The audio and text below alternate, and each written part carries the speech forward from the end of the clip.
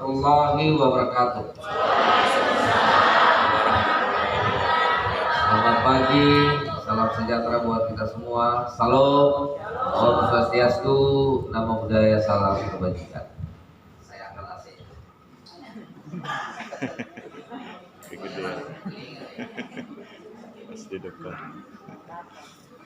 Yang saya hormati Kepala Dinas Pendidikan dan Kebudayaan Kabupaten Bangkai dan seluruh jajarannya yang sempat hadir.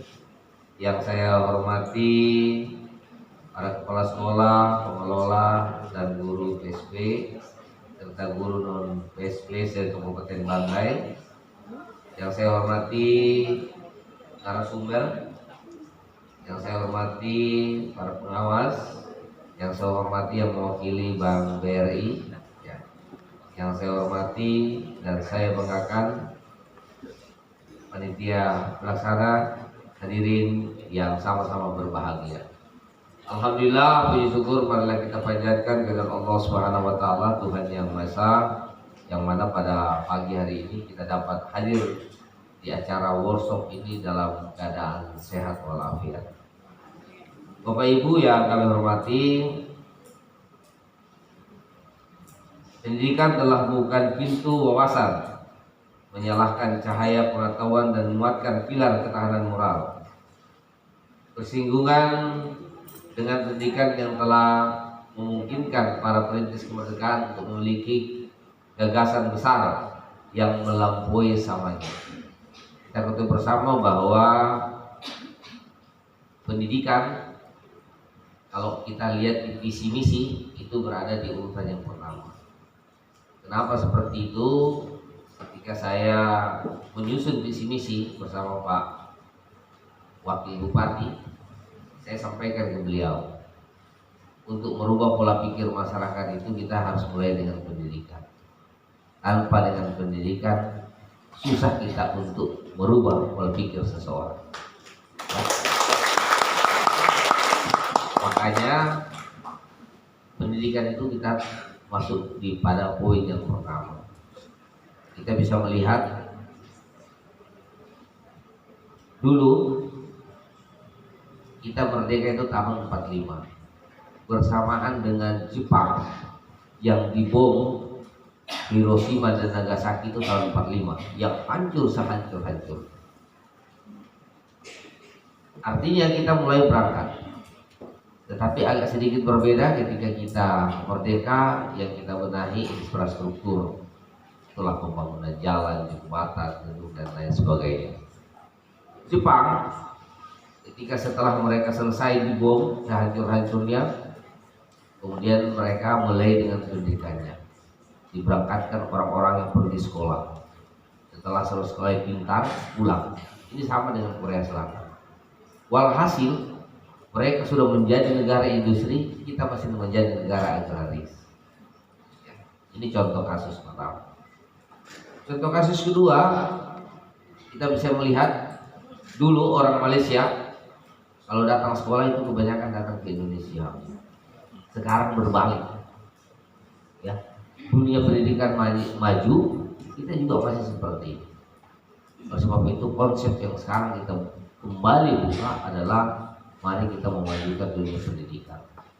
Alhamdulillah, kabupaten sekarang ini di seluruh Indonesia diberikan beban yang berat. Memang SMA-nya itu ditarik ke provinsi, tapi kita diberikan beban yang sangat berat, yaitu pendidikan PAUD. Ya, pendidikan PAUD ini merupakan pendidikan dasar pembentukan karakter bagi anak-anak kita. Ya, salah kita menanamkan karakter kepada anak usia dini, maka terus-terus akan salah. Ya.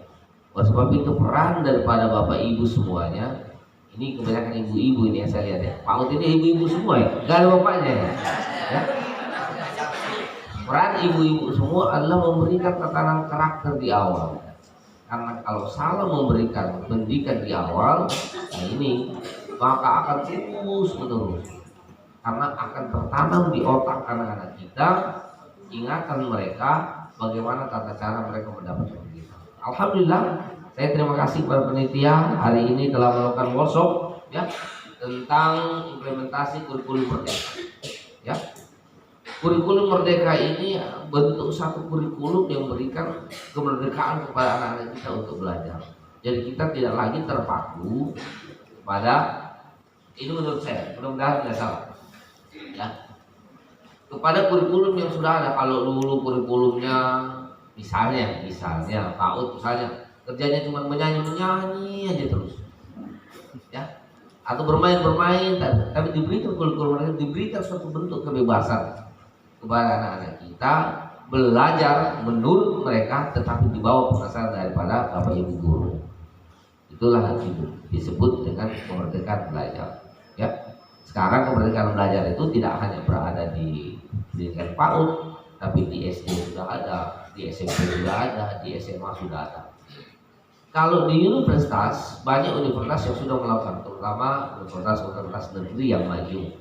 Misalnya di UI, di ITB, di UGM, itu tidak lagi cara belajarnya seperti universitas yang dosennya harus di depan, kemudian mengajar, mendikte dan lain sebagainya.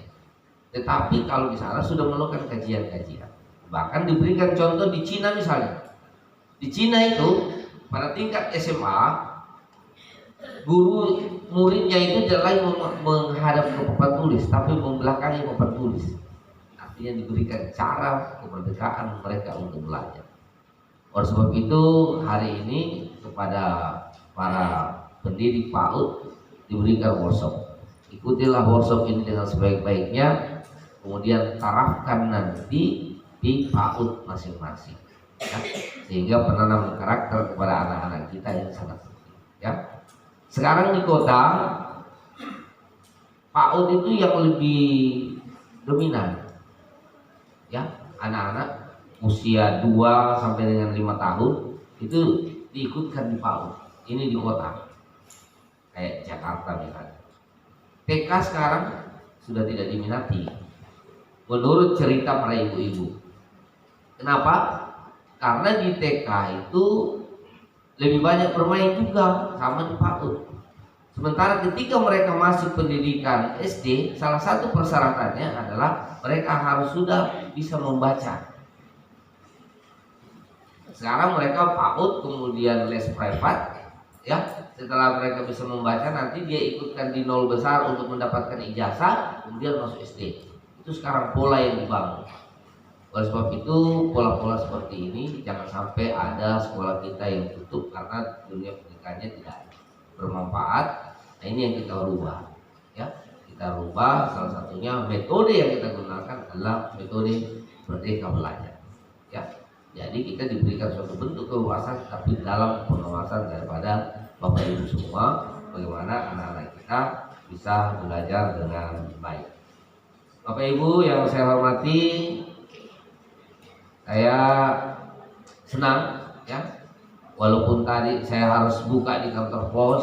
Di kantor pos saya hanya sekitar 10 menit, kemudian saya di sini karena saya ingin bertemu dengan Bapak Ibu semua.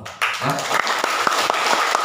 saya katakan, walaupun nanti setelah saya tutup ini, setelah buka acara ini saya harus berangkat ke kantor karena saya harus meeting Zoom bersama Bapak Mendagri dan Ketua KPK. Oleh sebab itu sekali lagi ikuti workshop ini dengan baik, ya. Makan tadi bayar sendiri ya Bu ya. Ya. Tapi artinya kita punya keinginan, ya, untuk mendapatkan pendidikan di dalam workshop ini, sehingga ketika Bapak Ibu kembali ke tempatnya masing-masing ada bahan, ada bekal cara memberikan pendidikan tentang kebebasan merdeka belajar dengan baik kepada anak-anak kita. Demikianlah beberapa hal yang dapat saya sampaikan pada kesempatan yang berbahagia ini.